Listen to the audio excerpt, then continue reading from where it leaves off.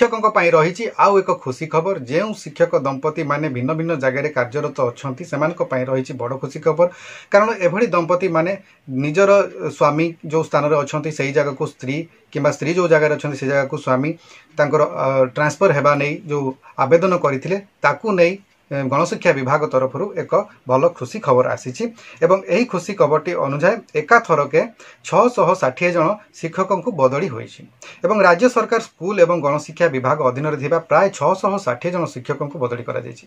बदली पई एमाने आवेदन करिथिबा बेले दशहरा भेटी देइछन्ति सरकार।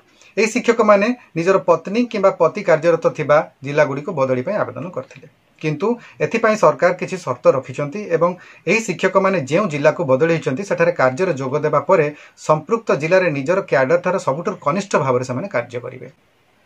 सेमाने अन्य जिला को जीवा परे निजर वरिष्ठता हराइबे बोली गणशिक्षा विभाग तरफ निर्देशनामा जारी करा जायछि। मोट 660 जन शिक्षकों को बदली करा जायछि एवं कनिष्ठ शिक्षक और कनिष्ठ शिक्षक स्कीमेटिक निजर चाकरी काल मध्यरे थरे दंपति ट्रांसफर पाई योग्य हेबे।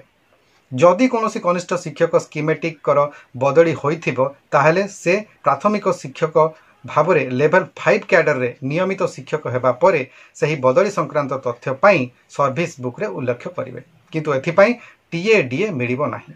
कौनसी परिस्थिति रे दीर्घकालीन छुट्टी नहीं पारिबे नाही। तो एही भली किछि साधारण शर्त रखी गणशिक्षा विभाग तरफरु एही भलिया बदलीर पाई सुविधा करा जायछि। चैनल टी को प्रथम थर पर देखुले एबे ही सब्सक्राइब करदियंतु एवं पाखरे थिबा घंटी चिन्हटी को टिपी ऑल बटन को प्रेस कर दियंतु ताहेले आपण आमर आगामी वीडियो गुडिकर नोटिफिकेशन ठीक समय रे पाई पारिबे।